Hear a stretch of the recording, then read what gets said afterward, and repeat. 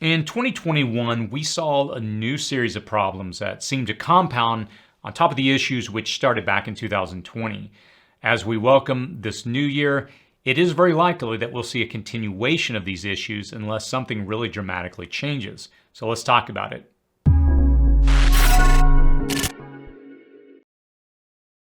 If you're new to this channel, my name is Chris, and on this channel we discuss emergency preparedness, aka prepping.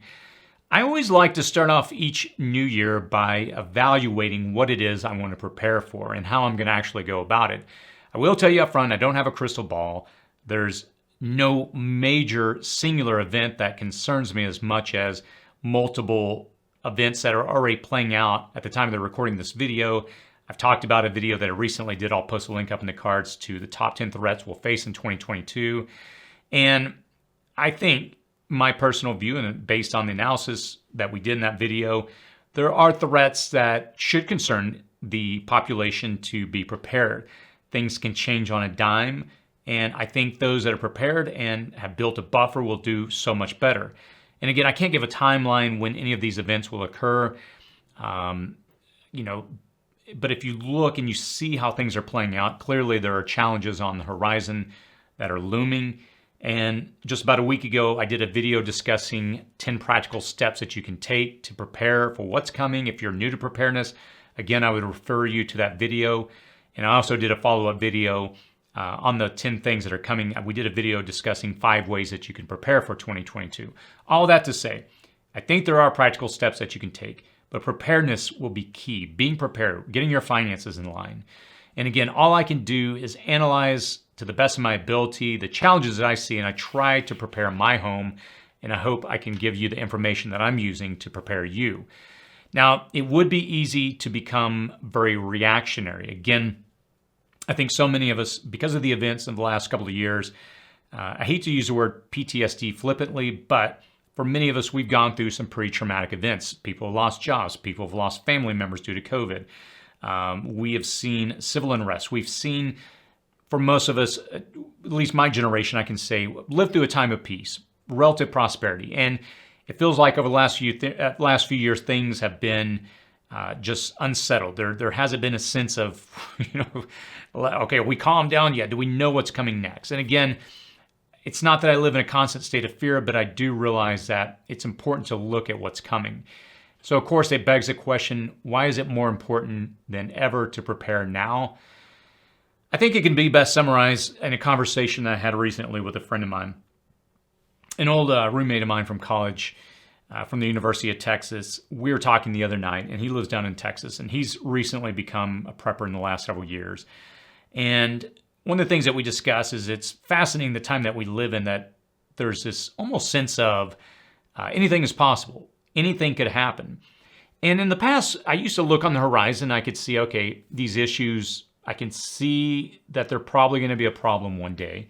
But that horizon has slowly, or rather, I don't know, that horizon has gotten shorter and shorter and shorter. And it almost feels now that we're on the precipice of change. And again, I'm not saying major events per se as much as, for the first time, I would say, yeah, anything could happen. When I'm recording this, I'm sitting down recording this video. It's a few weeks before the actual new year. And I typically record a lot of videos in advance. COVID, for example, has mutated, the Omicron variant, and is accelerating very fast. It has an R naught between 3 and 5. In other words, one person can spread easily to 3 or 5 people.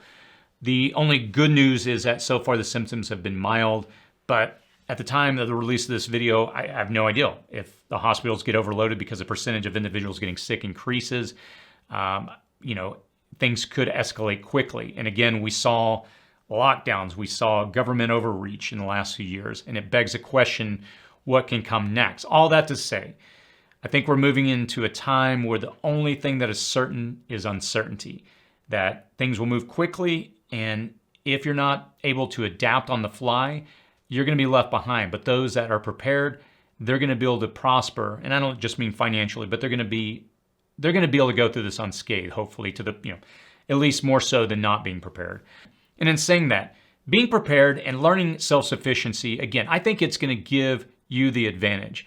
And by no means am I a Luddite. I'm not against technology. I know the supply chain has major problems. I know The power grid has had issues, and a lot of people are concerned about these things, rightfully so. But all that to say, I think it's, again, I enjoy technology. I enjoy the advances that humanity has made, but it's been a wake-up call for a lot of people that those connections, that dependency, it can be taken away in a moment. And it's important that you have a way of taking care of yourself. And there's a handful of things I'd like to discuss a little more in depth in this video. I'll try to move through these points quickly. I don't want to tie up your time. And if you're watching this, feel free to set it on your dashboard. If you're driving, again, there's no flashy images or graphics. This is just more of kind of talking points.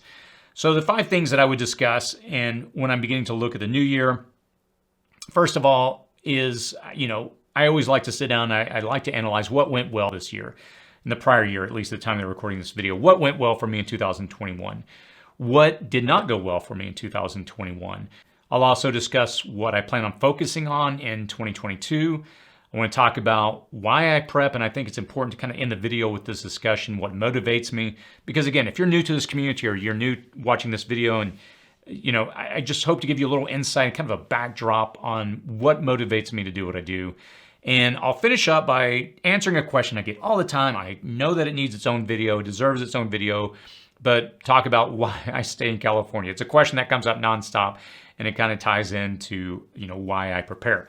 So let me start off by saying, each year, as I look at what I want to accomplish, what I need to prepare for, I usually start by looking back. And there's things for me that went well in 2021. For me, gardening went very, very well. We had a lot of success, and I say we because my wife, she did the bulk majority of it. Provident Prepper, if you haven't checked out their channel, I highly recommend you do so. They were very helpful. They gave us a great outline to kind of show us where to plant everything, and it worked. And that, for the first time, went well. This is kind of my third round and third foray into gardening. I've had a lot of mistakes, made a lot of, spent a lot of times gardening and gotten nowhere. I transitioned over to the channel, to working on the YouTube channel full time around early this summer, and I'm very excited this coming year. There's a lot I want to do, but fortunately that went really well. I was kind of apprehensive leaving my other job, and it's a business I own, and I decided to transition over because I think with everything that's going on, it's important to hopefully provide information that will help this community. Now, there are things that didn't go well in 2021. One of the things, if you watch some of my videos from 2021, especially at the beginning of the year, I discuss a lot the desire, the want, the need to find land, to have a piece of land that I could develop, cultivate, create kind of a backup environment to learn more and more, or rather become more and more self-sufficient. It didn't work out. And financially, I could have made the move, but the market out here has been moving leaps and bounds. It's gone very quickly, and it's concerned me. It's feels reminiscent of 2007 and 8 when it was kind of when it did bust in a major way, real estate out here. I don't personally anticipate that it will go quite to that level, but nonetheless, something doesn't feel right. Now, in saying that, what I plan on working, and this kind of transitions into the next point, what I plan on working on in 2022. Now, again, having gone through what worked, what didn't work, and what I'm planning on in this coming year, is first of all, and I've mentioned this in a couple of videos recently, my goal is to get EMT training probably in the second or third quarter of this year. I've got a lot of things I'm going to be working on over the next 2 months. And so after that, I'll probably transition over to studying, taking courses to a local junior college. It's not a career that I want to go into full time. It's just a skill set that I want to develop. The next thing I want to work on, and again, I'm just sharing these things with you. A lot of times I share these things to not only tell you, but I hope that you can hold me accountable. That if you look back and say, I remember you said that. Again, land was something that I talked about and touted a lot in 2021. It just didn't work out. And I'm sharing these things with you and hopefully being transparent with you to show that, yeah, things sometimes don't go the way you anticipate, but that's okay. In prepping, that's what I love about prepping. It's taking the time to sit down, evaluate, pivot, and to continue to move forward when things don't go your way. Again, getting back to this point on what I want to work on in this year, EMT training, making the house more off-grid. I've already started with electricity. I've mentioned this in a couple of videos, especially last summer, that we had solar installed. I had a battery backup system installed, and I wanted to do a video on that, but the company I'm working with ran into supply chain issues, and so they've asked to hold on that video, but I will be talking about that more here soon. It has been pretty cool to develop a plan where if the power went off, we could actually continue to power our house without major disruptions. Obviously, we have to make some changes. I also have plans for food, and in saying that, my goal is to continue to build on the gardening successes that we had in 2021. One of the challenges that we did have is in harvesting a lot of the food. I think we planted some things at the wrong time. We're going to do more delayed planting so that we can rotate to, for example, we went crazy with planting tomatoes last year, and we had this massive harvest at one time. And it was like, wow, I wish we would have staggered some of that, especially with kale. We ran into some issues we're going to adjust this year. But all that to say, we're going to continue to grow and build on top of that. Chickens, they went really well. We're going to continue. I've done a lot of videos. Actually, at the time of the recording of this video, I do plan on recording a video sharing some of the successes of what I've learned. And I'll do a video about that here pretty soon. Now, water for me, again, talking about going off grid, that is still the tricky part. I do have a rain harvesting system, but it so rarely rains out here. Water storage for me has been a big part of my plan. I think at the time right now, 500, 600, I'm probably close to 1,500 gallons between what I have in my garage, a few other barrels, the rain harvesting, and a hot tub that we have that I can convert the water using filters or remove the bromine and other chemicals. And that one, though, finding renewable ways to extract water, that would be definitely the biggest challenge. And another big part of what I want to work on this year is to continue to work on documentation to hopefully teach and train basic skills. My heart is I really enjoy teaching. I enjoy taking what I feel like are complex subjects that confuse people and breaking it down in a way that once I figure it out, I can turn around and teach and train. And my hope is to provide as much information as possible to be useful to you, the community, for both now and in the future. When I create videos, I always try to create what's called evergreen videos. It's videos that will hopefully be relevant both now and in the future. Now, in saying all this, I've talked about successes, failures, what I plan on doing next year. I'll wrap it up with these last 2 points. The first one being, talking about my view on prepping and how it will define my approach for prepping in 2022. Now, again, I'm not overly concerned about some major event happening, some cataclysmic event where it removes life from us. I realize that these events can occur, but my philosophy has been more or less, if there's something that's going to happen that's out of my control, I just really can't stress about it. I do what I can today to prepare to protect myself, my family, and those that I love. And I get emails all the time about people sending me into the world information that this major event's happening. It's too late. We're all going to die. And it's sad that people can get caught up with that, because I think it really strips and robs them of the opportunity to live life to the fullest. Again, I don't live in fear. I don't live in anxiety. I remember growing up as a child in the 80s, always hearing a lot of doom and gloom about Russia nuking us. There was always the fear that hanging over our heads that they're going to come in and nuke us, they're going to take our country. And, I learned early on that it's important to prepare, but I also saw how you can so easily get wrapped up in things that are really out of your control. And the last point, kind of segueing into this, answering the question, the fifth point here is why I stay in California. I know this is kind of a random point, but in videos here recently, I do mention that I live in California. I know this discussion deserves a video in and of itself. But for me, living in California, I grew up in Texas. I moved here in 1999.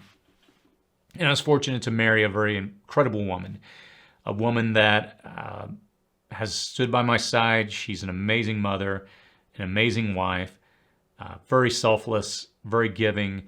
And her family is all here in the Los Angeles and Riverside area. We live in Riverside County. They're some of the kindest people I've ever met in my life. Now, my family, my blood family, they're spread out all over the United States. East Coast, West Coast, South. The only time really I ever see them all in one place is usually a funeral every 10 years or so. Love them to death. Try to stay in touch as much as possible. But I don't really have a central place where I have family. And I know a lot of times people kind of bag on me for that. What are you doing here in California, especially as a prepper? For me, if there's not family in our lives, in our children's life, I just beg the question, what's the point of going to a state where we have no one? There was a good friend of mine recently that she got tired of the politics and other stuff, and she left. She went to a neighboring state. And a friend of mine recently saw her at an event and was talking to her, and she really regretted the move, even though the politics is more in line with her own views. She misses her friends, her family, her home, all the things that she enjoyed here. And for me, yeah, there's things that frustrate me about California, but I'll admit it's beautiful. I can be to Los Angeles, I can be to San Diego in an hour if I want to. And there's a lot of activities and a lot of things, but all that to say, family for us has been so important. And I'll do a video probably detailing that more, but I kind of pegged that at the end of this conversation because in saying that, I have no plans on leaving anytime soon. Unless something happens, I win the lottery and we can own multiple homes out of the state, that'd be a different discussion. But we enjoy our family and we enjoy what we have here. And that's always my word, or hopefully my way of encouraging you is find what's important to you where it is, whether it's your family, your friends.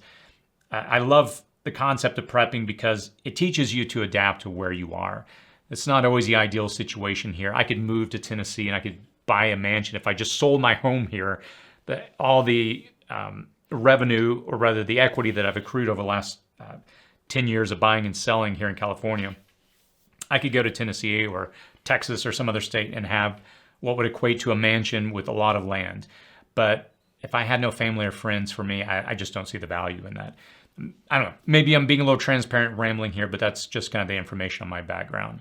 I'll do a breakout video going into more detail on that. Anyway, all that to say, I'd be curious to hear what you're preparing for, what you're working on this year. Please post that in the comments section below. And as always, stay safe out there.